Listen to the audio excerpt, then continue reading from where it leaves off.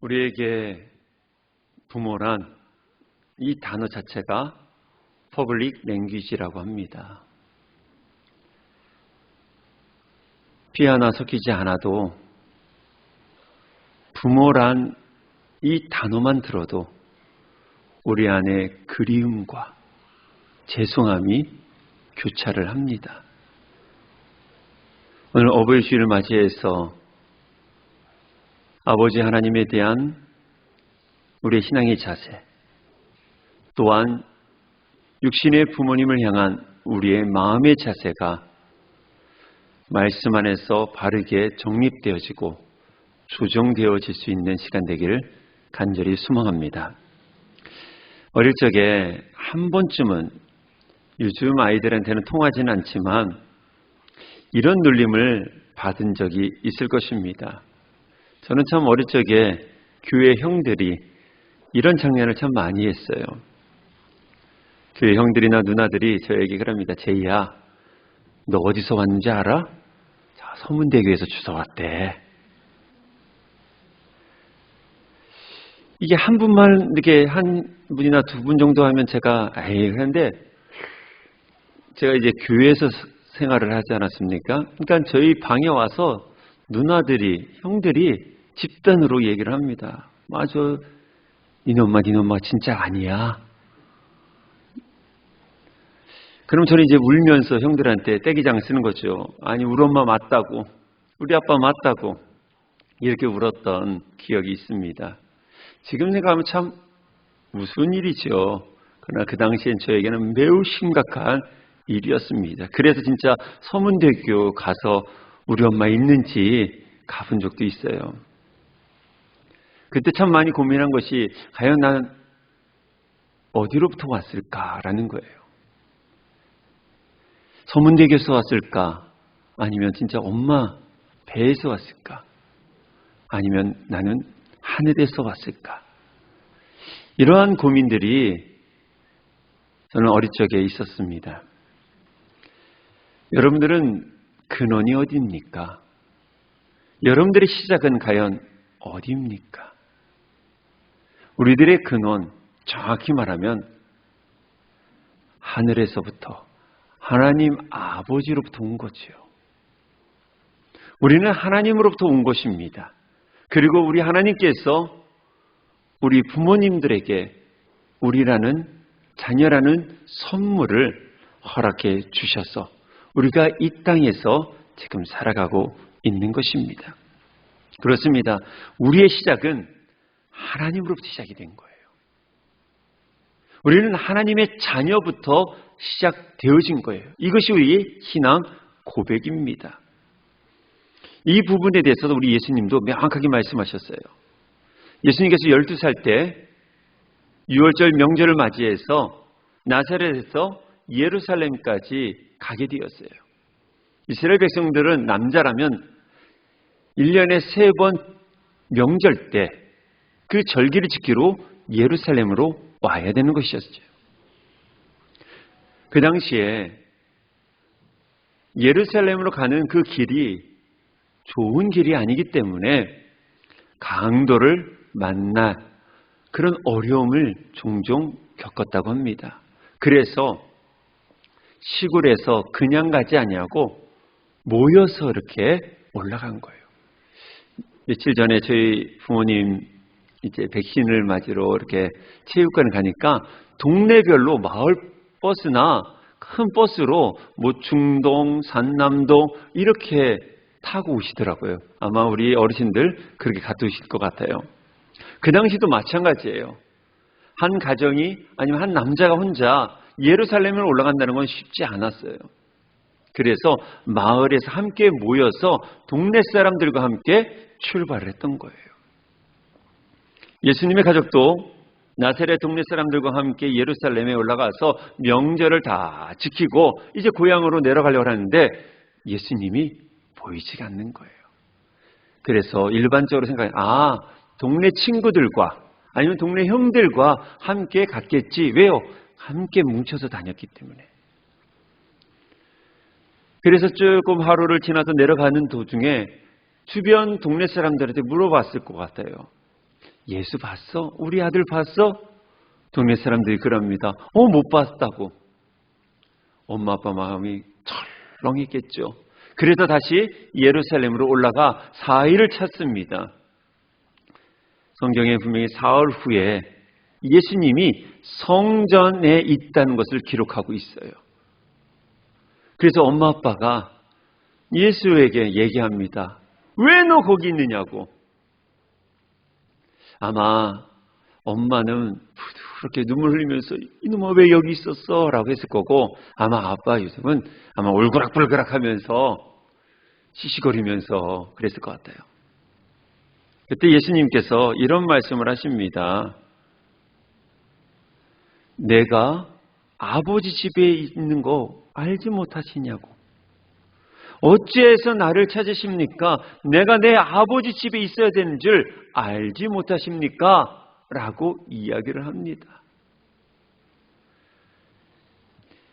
이게 아들이 할 소리예요? 애간장 타면서 제가 아주 오래전에 용인에 있는 놀이동산에 한번 간 적이 있어요. 이 촌놈이 그 놀이동산 가니까 얼마나 좋습니까? 넉바지게 이렇게 쳐다보니까 어느새 저희 엄마 아빠가 안 계신 거예요. 교회 직원들이 야유회를 갔다가 저도 이제 같이 간 건데, 그래서 어떻게 해요? 어떤 아저씨가 사무실에다 데려가서 방송으로 민재의 어린이 엄마 아빠 찾습니다 라고 했던 거예요. 저희 엄마가 와서는 저를 나오면서 그냥 엉덩이 때리고 그냥, 그때는 왜 때린지는 몰랐어요. 근데 지금 부모 되니까 그 마음을 알겠더라고요. 며칠 전에 군에 있는 아들이 편지가 왔는데 왜 이렇게 짠해요? 군대에 있는 그 사진을 보는데 저 뒤에 맨 뒤에 수영, 해군이라 수영을 하는데 이렇게 하고 있더라고요. 그 모습이 왜 이렇게 짠한지. 저희 집사람 혼자 울고, 저는 그냥 그래도 그냥 덤덤했지만 그런 마음이 좀 그렇더라고요. 수영이라는 것은 해본 적이 없고 목욕탕 가서 겨랑 좀 놓은 것밖에 없는, 그게 부모의 마음인 거예요. 예수님의 부모님도 그랬을 것 같아요. 마음이 짠하면서도 또 한편은 속상하고, 귓방망이 한 대 올려야 되는데 성경에는 그런 기록이 나와 있지는 않아요. 근데 예수님이 당돌하게 왜 찾느냐? 내가 아버지 집에 있는 거 왜 모르십니까? 라고 하는 거예요. 이거 부모에게 할 소리 아니잖아요. 못질하는 소리 아닙니까? 근데 예수님은 아주 단호하게 나는 하나님 아버지 집에 있어야 한다고 이야기를 해요. 이런 부분은 또 있습니다. 예수님의 어머니와 형제들이 예수님을 찾아와요. 그날도 예수님은 바쁘게 상담도 하고 병든 자를 치유해주는 그런 과정 속에 있는데, 제자들이 예수님께 와서 여쭙니다. 예수님, 어머니와 형제들이 왔어요. 만나셔야죠. 라고 하니까 예수님이 뭐라고 하십니까? 하나님을 아버지라 부르는 사람들이 다 내 자매요, 형제라 라고 이야기를 하셔요. 이것은 예수님은 하나님을 우선적인 아버지임을 말씀하고 있는 거예요. 그렇습니다. 우리에게 먼저 우리에게 생명 주신 하나님 아버지가 계십니다. 그리고 그 생명을 우리 부모님에게 주셨잖아요. 그 부모님이 바로 우리를 낳으시고 지금까지 길러주신 거예요. 그러나 하나님 아버지가 먼저라는 거예요. 그러나 사랑하는 여러분, 기억하셔야 될 것은 하나님과 부모님을 우선순위로 다룰 문제는 절대로 아닙니다. 왜냐하면 하나님과 아버지, 부모님은 아주 밀접하게 연결되어 있습니다. 여러분들에게 한번 묻고 싶습니다. 여러분들은 하나님을 생각하면 어떠한 생각이 여러분들의 가슴속에 다가오십니까? 하나님 아버지 하나님 하면 어떠한 느낌이시고 어떠한 이미지가 여러분들 안에 다가오십니까? 생각 안 해보면 할 말은 없겠지만 우리 신앙은 이것을 계속 관찰을 해야 되거든요. 근데 어떤 분은 하나님 아버지 하면 따뜻한 분, 사랑이 많으신 그런 하나님으로 다가오시는 분들이 있어요. 그래서 초신자 중에서도 빨리 신앙을 잘 적응하신 분들 잘 보면 본인의 부모님과 관계가 좋은 분들이 신앙도 빨리 받아들이고 하나님 아버지를 빨리 사랑한다는 것을 상담에서는 이야기를 하고 있어요. 반면에 하나님을 향해서 두려운 분들이 계셔요. 예배를 빠지면 하나님께 왠지 혼날 것 같고, 헌금을 드리지 않으면 하나님께서 벌 주실 것 같다는 그런 느낌을 받으시는 분들이 있어요. 제가 그랬어요. 저는 어릴 적에 주일날 교회를 안 가면 지나가다가 간판이 떨어지는 줄 알았어요. 승용차가 저한테 다가오는 줄 알았어요. 천둥 치면 얼마나 무서운지 몰라요. 이런 분들이 저 외에 꽤 많이 있더라고요. 종교개혁을 했던 마틴 루터가 바로 아버지에 대한 이미지가 안 좋았어요. 그래서 항상 번개가 치고 어떠한 조금 사건이 일어나면 늘 고해성사를 했어요. 왜요? 늘 하나님 아버지가 무서웠던 분이에요. 하나님 아버지를 여러분들은 어떻게 생각하십니까? 하나님은 진노하시고 때로는 벌을 주시는 그런 하나님이시기도 하지만 본질적으로는 하나님은 사랑이십니다. 근데 왜 우리 안에 이런 두려움이 있을까요? 왜 하나님 앞에 나가면 이렇게 무섭고 두려운 이미지가 우리 가운데 있을까요? 이것은 어릴 적 육신의 아버지 아니면 부모님 또는 권위자로부터 온 투사된 모습이기 때문에 그렇습니다. 제가 이제 상담을 공부하면서 제 안의 내면의 연약함, 약함을 참 많이 발견을 했어요. 지금도 그 약함이 제 안에 있고 목회를 하면서 이 부족함이 종종 나타나기도 합니다. 그 약함이 뭐였냐? 크게 두 가지가 제 안에 발견이 되었어요. 첫 번째가 권위자에 대한 두려움이에요. 두 번째가 거절당하는 것에 대한 두려움이 제 안에 있습니다. 쉽게 말해 나의 약함, 실수, 연약함을 누군가가 권위자가 지적을 하고 공격적인 말을 한다면 저는 너무나 힘들어요. 또한 누군가에게 무엇을 부탁했을 때 거절당할까 봐 참 두려움이 제 안에 있어서 계속 머뭇머뭇거릴 때가 참 많아요. 그래서 제가 저보다 나이가 많은 남성들에게 우리 남자 집사님들한테 전화를 쉽게 못합니다. 왜요? 거절할까 봐. 그 거절이 저에겐 큰 두려움으로 다가옵니다. 이 이유는 제 유아 시절에, 제 어린 시절에 아버지로부터 온 투사된, 투영된 부분이에요. 저희 아버지는 참 무서운 분이셨습니다. 성격이 강하셨고요. 그리고 소위 말하면 바른 말을 잘하시는 분이셨어요. 제가 좀 실수하거나 틀린 부분을 항상 지적하시고 조목조목 따지십니다. 아버지의 말은 틀린 적이 하나도 없는 것 같아요. 그런데 항상 상처로 오게 되었어요. 조금 부드럽게 말하고 아니면 그걸 좀 이해하고 좀 덮어주셨으면 좋았을 텐데 항상 저를 올바르게 키우신다는 방법으로 저의 부족함을 그냥 까집어내신 거죠. 들춰내셨어요. 덮어주셨으면 좋았을 걸 그냥 열어놓으신 거예요. 또한 제가 무언가를 아버지한테 부탁을 하면 늘 하신 말씀이 안 돼 라는 것이었어요. 어릴 적에 좀 가난했기 때문에 좀 뭔가를 좀 아버지한테 좀 요구하고 10대 때 그래도 좀 이름 있는 신발 한번 신고 싶었는데 항상 저희 아버지는 안 돼. 아주 강하게 말씀하시고 조목조목 하나씩 따지면서 이야기를 하시는 거예요.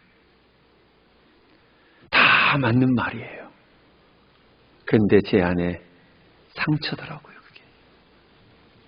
이런 두 요소가 제 안에 자리 잡고 있는 거죠. 그러면서 저는 이제 성장해 가기 시작했던 거예요. 그러다 보니까 목회를 하는 가운데 이 두려움이 항상 제 안에 있어서 가까이 가기가 좀 때로는 어렵고, 친해지면 상관은 없겠지만 누군가에게 부탁하는 것도 참 어렵고 힘들었던 것입니다.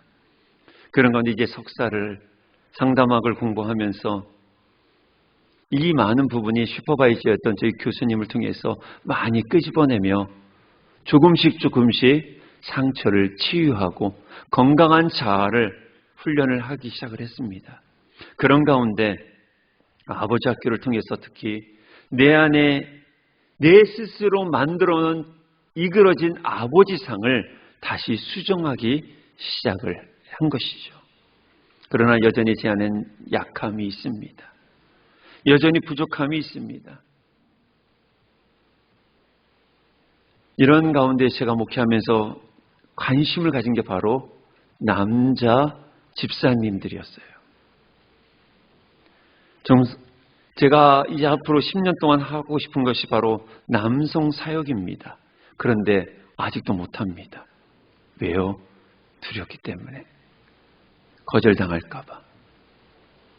또한 누군가가 저에게 그거 잘못됐다고 말을 할까 봐 참 머뭇머뭇거립니다.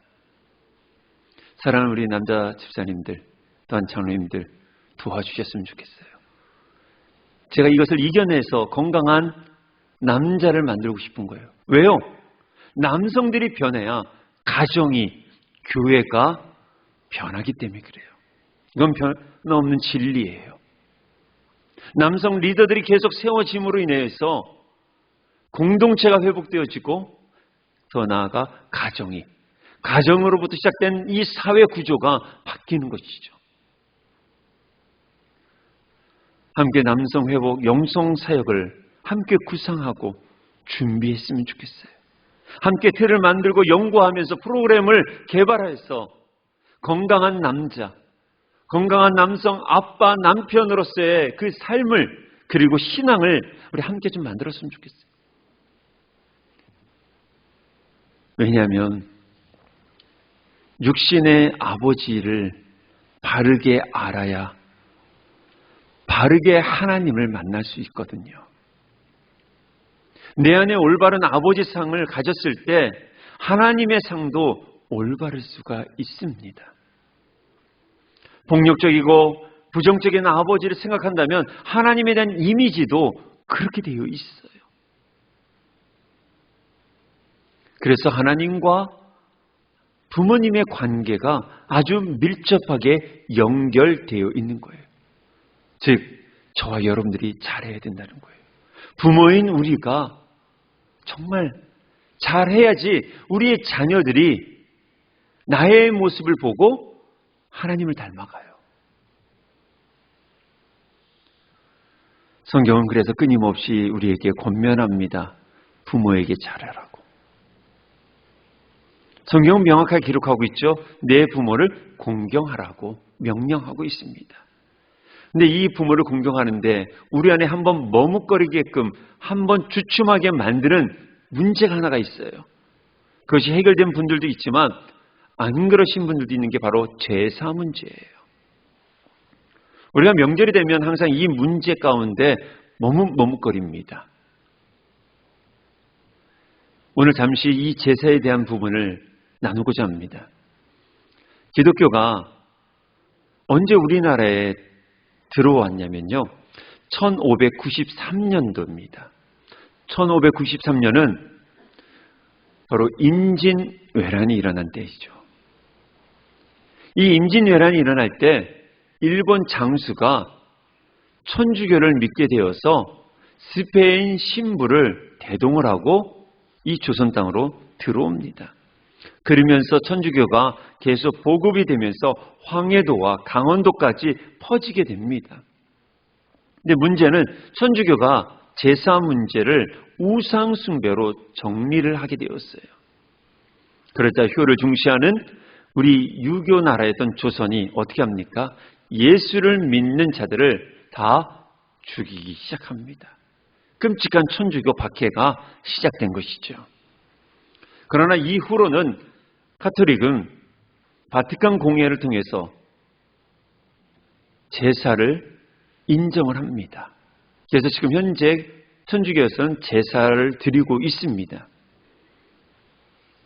이런 것들이 우리 안에 있어서 예수를 믿는데 다들 주춤을 하고 신앙을 갖고 있음에도 불구하고 부모 공경을 제사와 연결을 시키려고 하는 분들이 참 많이 있어요. 왜 교회가 제사를 반대하는 것일까요? 제사 문제에 대한 팩트가 정확히 알아야 됩니다. 그것이 무엇이냐면 첫 번째로 제사는 종교가 아니라 정치 논리로 만들어졌기 때문에 그렇습니다. 제사는 중국에서 유입된 외래 문화입니다. 공자가 유교를 창시를 하면서 제사를 드렸는데 그 당시 제사는 살아있는 자를 향한 제사 예법이었었어요. 살아있는 자들이 잘 되기 위해서 살아있는 자들을 위한 그러한 예식이었던 거예요. 그런데 이것이 우리나라로 넘어옵니다. 그래서 우리 조선 땅에 뿌리를 내리는데 그게 누구 때부터냐? 바로 조선 태조 이성계 때부터입니다. 이성계가 유교를 국교로 받아들였죠. 그리고 제사를 장려하게 합니다. 정치적 목적으로 제사를 시작을 한 거예요. 이 아이디어를 누가 제공하냐? 무학대사입니다. 그때부터 죽은 자에 대해서, 중국은 죽은 자에 대한 제사가 그냥 없었던 거예요. 근데 우리나라 들어오면서 죽은 자에 대한 제사가 시작이 되어진 겁니다. 당시 조선 정부에서 권장한 제사상 차림법이 있습니다. 지금도 그것을 지키고 있는데 기본적으로 대추, 밤, 꽃감은 필수입니다. 여기에는 의미가 있습니다. 씨앗이 하나인 대추는 이 나라의 왕은 오직 이성계 한 사람이다 라는 그러한 암시예요. 또한 씨가 3개인 밤은 조선의 삼정승을 암시하는 겁니다. 씨가 6개인 감은 육판서를 의미하는 것이에요. 그래서 온 백성들에게 이 제사를 드리면서 누구를 생각해? 정부를 생각하게끔 만들었던 것이 제사였던 거예요. 기독교는 부모 공경을 반대하는 종교가 아닙니다. 정치 논리로 시작된 이 제사를 반대하는 것뿐입니다. 또한 두 번째로 성경에서 분명히 제사에 대해서 반대하기 때문에 우리는 제사를 드리지 않습니다. 고린도전서 10장 20절에 22절 보면 무릇 이방인이 제사하는 것은 귀신에게 하는 것이요 하나님께 제사하는 것이 아니니 나는 너희가 귀신과 교제하는 자가 되기를 원하지 아니하노라. 너희가 주의 잔과 귀신의 잔을 겸하여 마시지 못하고 주의 식탁과 귀신의 식탁에 겸하여 참여하지 못하리라 라고 기록하고 있습니다. 귀신은 우리가 사는 세상과 다르게 삽니다. 인간의 도리어 해를 끼친다고 성경은 말해주고 있습니다. 그래서 성경은 제사를 반대하는 거예요. 그러나 성경은 부모 공경에 대해서 매우 강조하고 있어요. 어느 정도 강조를 하고 있냐면요. 잠언 30장 17절에 보면 아비를 조롱하며 어미 순종하기를 싫어하는 자의 눈은 골짜기의 까마귀에게 쪼이고 독수리 새끼에게 먹히리라 라고 기록하고 있어요. 불효하는 사람이 있으면 성읍 바깥으로 내쫓아서 돌로 쳐 죽이라는 거예요. 그러면 까마귀가 오고 독수리가 와서 그것을 다 먹어버린다는 거예요. 비참한 인생이라는 얘기를 하고 있어요. 그리고 효를 하는 사람에게는 하나님께서 축복을 주시겠다고 약속하셨어요. 그것이 에베소 6장 2절과 3절 오늘 본문 내용이죠. 내 아버지와 어머니를 공경하라. 이것이 약속 있는 첫 계명이니 이로써 네가 잘되고 땅에서 장수하리라. 하나님이 약속하신 거예요. 부모를 공경하라는 거예요. 어제 밴드에다가 글을 썼지만 우리 한자로 효는요, 자식이 늙은 어머니, 늙은 부모를 안고 있는 자가 효자예요. 효는 바로 그거예요.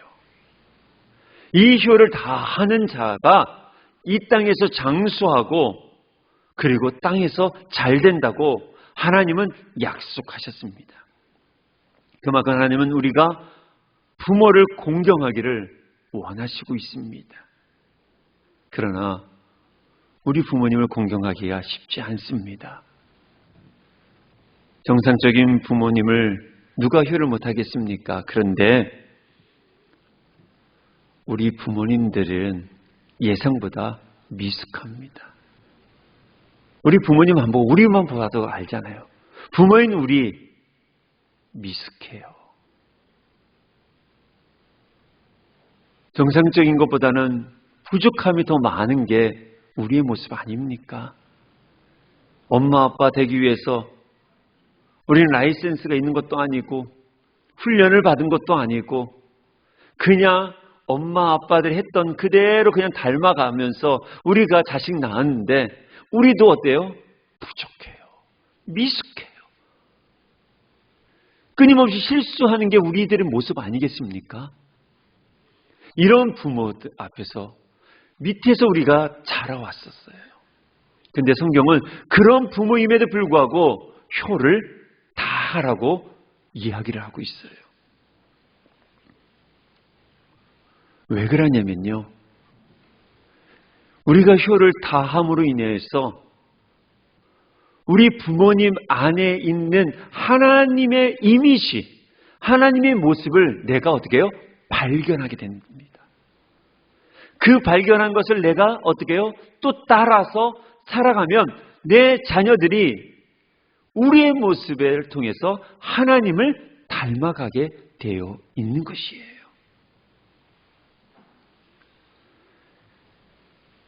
이것이 우리 주님께서 말씀해 주신 이야기예요.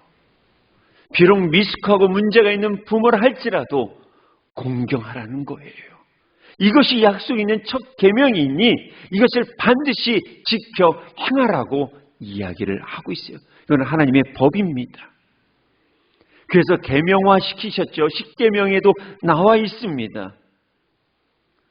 그래서 부모를 공경하는 사람은 하나님을 공경하는 거예요. 보이는 부모를 제대로 공경하지 못하는데 보이지 않는 하나님을 어떻게 공경하겠습니까? 사랑하는 여러분, 우리 부모를 끊임없이 사랑하고 효를 다 하셔야 돼요. 여러분들이 하나님 앞에 나와 기도하는 시간만큼 부모에게도 전화하시고 찾아뵈야 돼요. 그게 부모와 함께하는 대화가 기도일 수도 있는 거예요. 부모가 먼저 떠나신 분들은 찾아뵐 분이 없지만 우리에겐 믿음의 어르신들이 있습니다. 우리가 주일날 나와서 예배를 52주 빠지지 않고 드린 만큼 우리는 매주 부모에게도 찾아가 뵙고 부모님과 대화하고 우리가 하나님께 헌금을 하고 봉헌을 하는 것처럼 부모에게도 좋은 것을 대접해야 하는 거예요. 그럴수록 어떻게 해요? 미숙한 부모의 그 속에 있는 하나님의 이미지 형상이 회복되어지기 시작을 합니다. 그러면 그 모습을 보고 나도 닮아가는 거예요. 닮아간 나의 모습으로 나의 자녀들이 따라하는 거예요. 원래 오늘 설교 제목을 아빠를 닮은 나라고 원래는 정했다가 너무 조금 유치한 것 같아서 바꿨어요. 며칠 전에 이 말씀을 준비하는 가운데 영상을 하나 만들어야 되겠다 생각해서 우리 이 목사님한테 부탁을 했고, 제가 몇 분의 지체들에게 사진을 좀 보내달라고 그랬어요. 그 사진이 도착하면서 저는 그냥 미소가 그냥 절로 나오더라고요. 야, 똑같이 생겼네. 아빠를 닮았네. 어쩌면 이렇게 아빠를 닮았을까? 누구의 어머니, 누구의 아버지라고 안 해도 그냥 딱 보면 이렇게 돼요. 이 사진을 쭉 보면서 그 안에 부모의 모습이 담겨 있고, 또한 그 안에 하나님의 이미지도 담겨 있음을 깨닫게 되었어요. 사랑하는 여러분, 여러분들은 얼마큼 하나님을 닮아가고 부모를 닮아가고 있습니까? 또한 사랑하는 자녀들에게 내가 닮아가는 하나님의 그 모습을 자녀들에게 얼마큼 보여주고 계십니까? 자녀들 탓하지 마시고 내 탓이지 않습니까? 내가 하나님의 형상을 닮아가지 못했기에 우리의 자녀들이 닮아가지 못하는 거거든요. 이것을 우리 자녀들에게 투사시키고 투영되시는 것이 아니라 이제는 끊고, 이제는 육신의 부모님을 닮아가고 그 안에 있는 하나님의 얼굴을 닮아갈 수 있는 참된 부모로 거듭날 수 있기를 간절히 소망합니다. 이 시간 영상을 보고자 합니다. 우리 함께 이 영상을 보고 그 다음에 영상 후에 말씀을 정리를 하고자 합니다. 우리 영상 부탁드리겠습니다.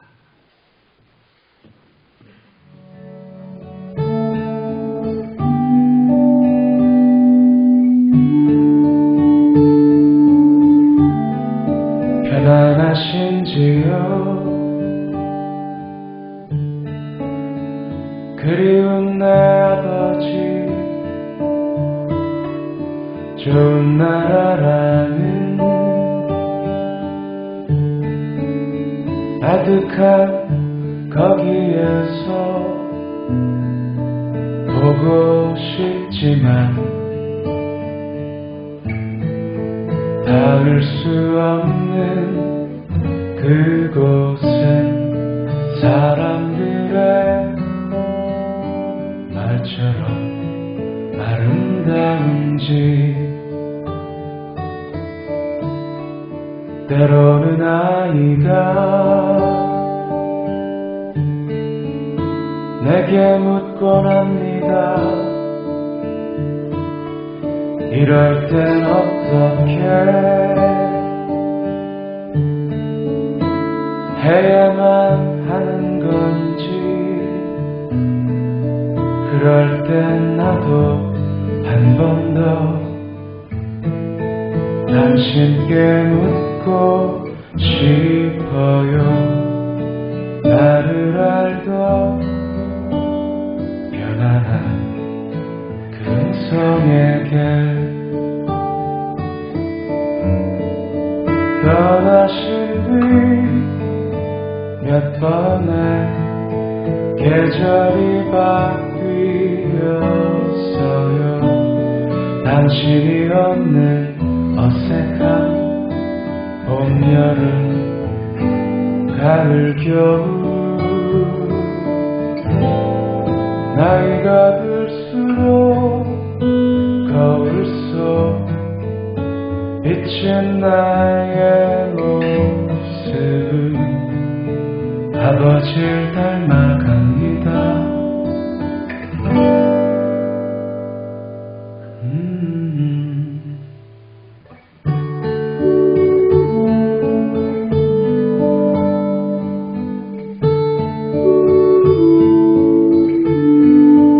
보고 싶지만 닿을 수 없는 그곳은 사람들의 말처럼 아름다운지, 떠나신 뒤 이번엔 계절이 바뀌었어요. 당신이 없는 어색한 봄, 여름, 가을, 겨울. 나이가 들수록 거울 속 비친 나의 모습은 아버지를 닮아갑니다.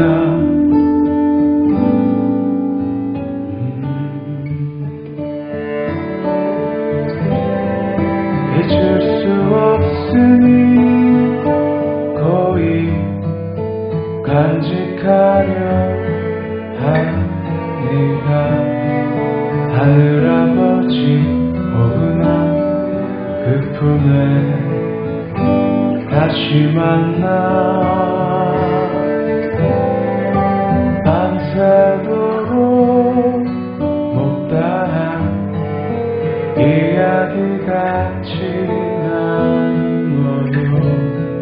기도해 주세요. 우리 모두를 위해.